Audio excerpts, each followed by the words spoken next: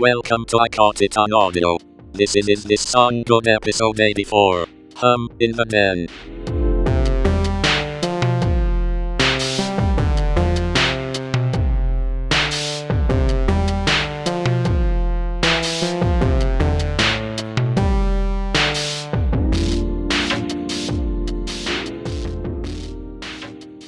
Welcome to I Caught It on Audio. In today's episode, we are continuing our Is This Song Good series.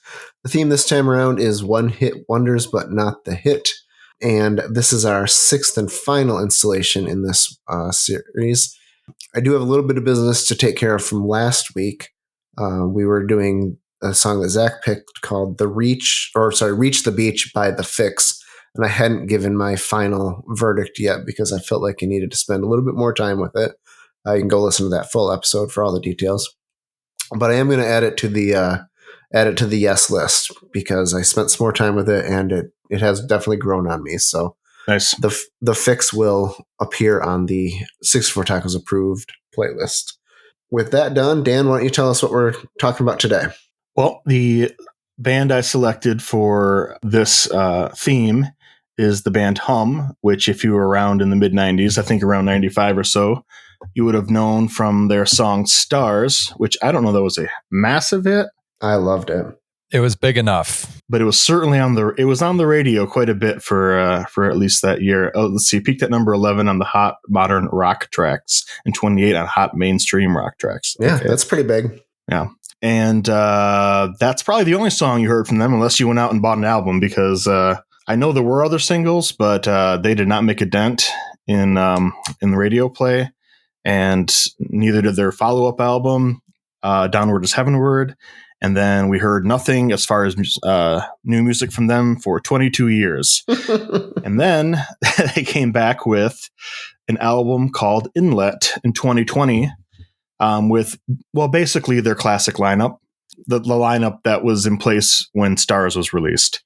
And they'd all been working on the various music projects and stuff, but they came back together and made this album. Of course, unsurprisingly, this wasn't like a massive hit or anything like that. But I came across it because I've always liked that song, and then I picked up Downward is Heavenward, and I like that. But it is an album that takes a while to grow on you. At least it did for me, and same for You Prefer an Astronaut, the album that Stars is on. But I actually really enjoyed this album, and I thought it came to me that this would be a good one to pick from. So I picked a not too long song off of this one that I thought kind of summed up their new sound. There are a lot of 8 or 9 minute songs on the release. This is on the shorter side of the songs on here. I think there are a couple of shorter ones. Doesn't it come in at like 6 minutes?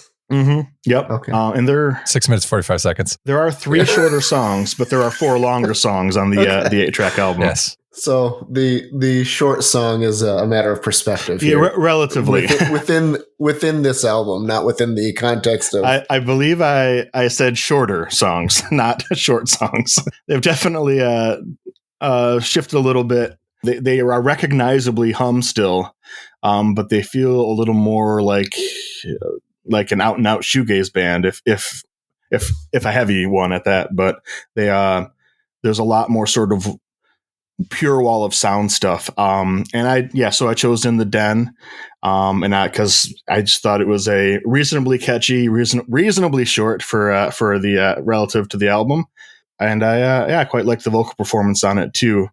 Let's jump to Dave and see what he thinks of this too long short song.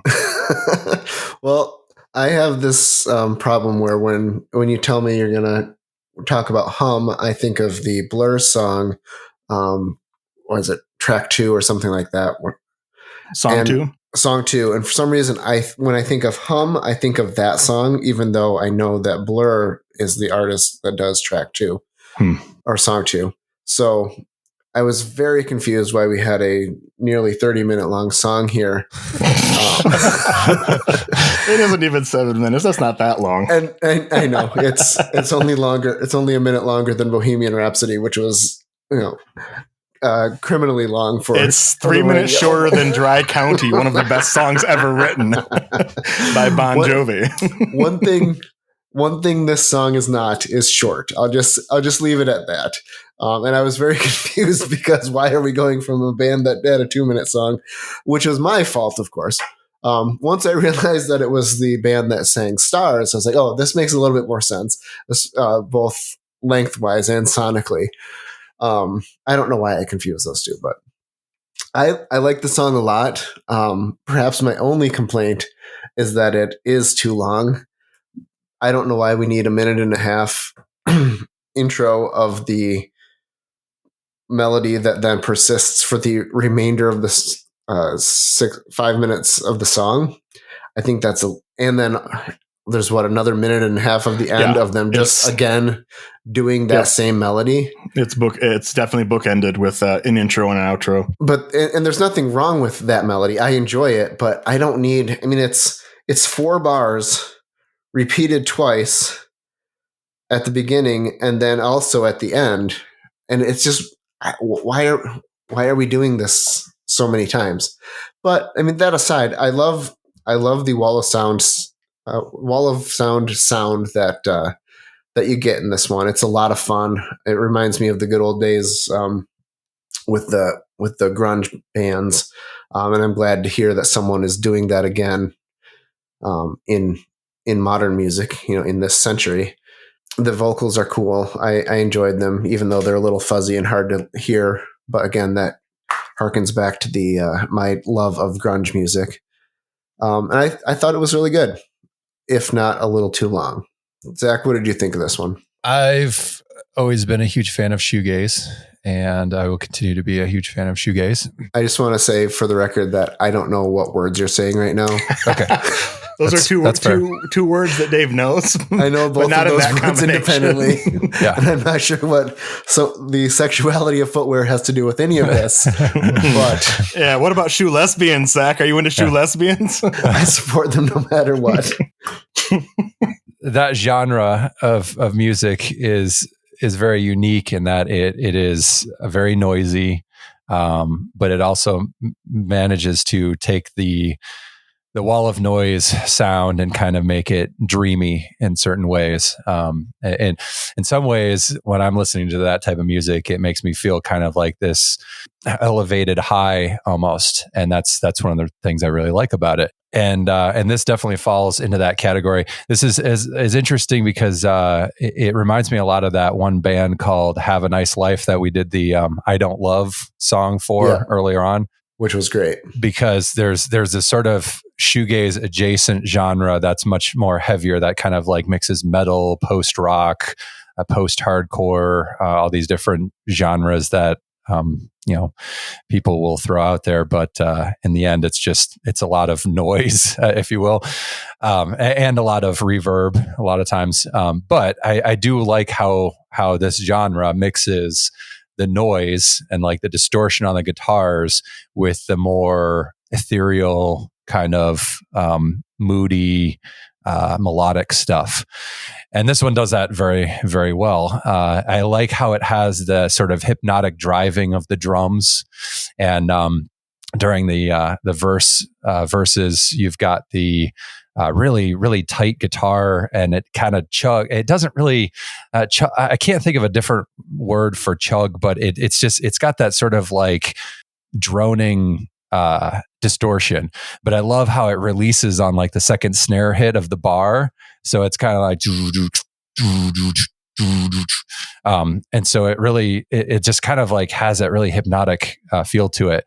And then you've got like the stereo panning of the melodic guitar parts during the verses, which complements the distortion very well. As you guys mentioned, the singing, to me, it felt very apathetic, but it fits like the malaise mood of it is just kind of like, well, you're struggling. I don't know if you guys looked into the lyrics at all, but it in some ways it's kind of hopeful depression. Yeah. It doesn't really evoke depression, but it kind of, there's light at the end of the tunnel almost. And I think the singing really gets to the heart of that very well. Mm-hmm. I also noticed that the soloing, the guitar solos, I think that's what's going on, kind of at the instrumental part at the beginning and a little bit throughout, and then towards the end as well. It reminded me a lot of like the Mogwai Kronos Quartet the Fountain soundtrack. Mm-hmm. I don't know exactly why. I don't know if it was a similar sort of melodic pattern or something, or just like the tone of the guitar and how distant it was with the reverb on there.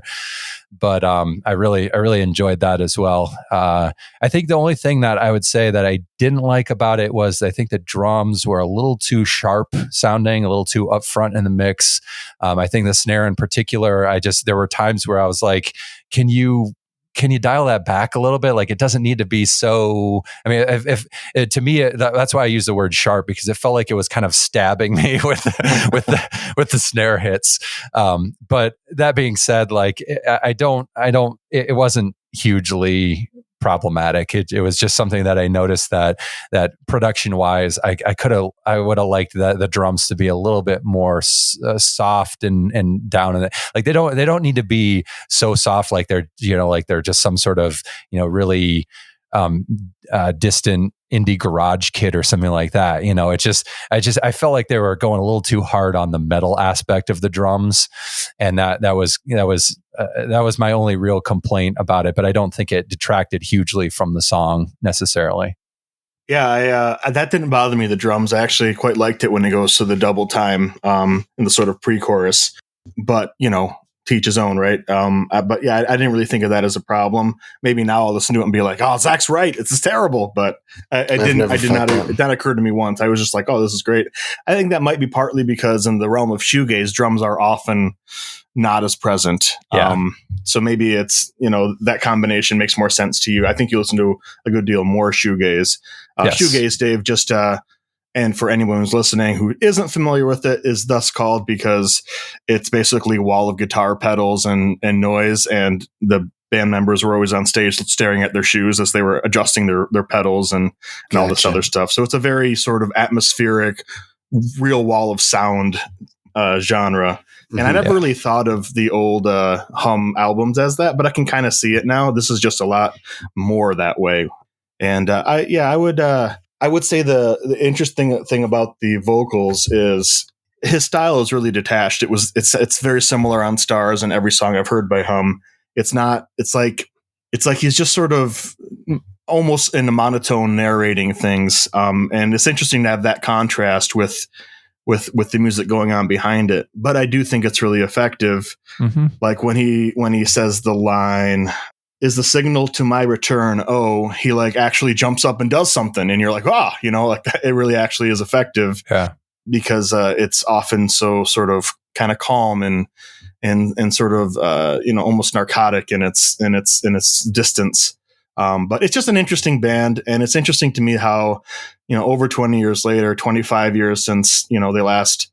Now 25 years between their big hit and this album. They're recognizably the same, but they've definitely evolved a bit, and they sound the same, but with some new wrinkles in there. So, yeah. Anything else you guys want to add to this? I would say that this is better than Stars. I mean, I don't have anything against Stars, but I definitely like this more than Stars. I would disagree with you. I think Stars is top notch, one of the best songs from the 90s. I love Stars, and so there's this affection for the song that I heard when I was 16 that I don't know if I'll ever have for songs that I hear in my 40s. So I don't know. I can't be fair about it. I prefer Stars also, I think, but I'm really happy that there's something else in the same, that I feel similarly about as far as quality. I think I will say that this whole album I like more than either of their previous albums because I think it's more consistent. The other previous albums were a little... I don't know. They're a little hit or miss. There are a lot of songs where I was like, you've almost got it, but it doesn't quite work. And I thought pretty much all the songs on this album work. But as far as the individual song, Stars is on my list of great, like Harvey Danger, like great one-hit wonders that if I never hear anything else from that band again, it's okay because I'll always love that song. Absolutely. So I guess let's get to whether I think we agree, but I will say that I do think this song is good. Yes, I also agree. It's a good song. Yeah, for sure. I think this song is good. So with all 3 votes, it will make it to the 64 Tacos approved playlist for the Is This Song Good podcast. Speaking of the podcasts we do, we also have a Ride or Die podcast we do where we do deep dives into excuse me, the full discographies of bands, and we're about to start releasing our PJ Harvey episodes that should come out next week, I believe. So look for that. We'll be taking a couple weeks off while we do that from this podcast. But we will be back shortly with the Is This Song Good podcast with a series of posthumously released songs, starting with the recently released Beatles song Now and Then. Tell us what you think. Is this song good in your opinion? Have you even heard it? Did you know that Hum was releasing music in the modern age? If you want more content like this, you can find everything we've done at 64tacos.com, where you can find all of our podcasts and all our different channels. If you really liked it, go to buymeacoffee.com/64tacos. You can buy us a taco. Thanks for listening.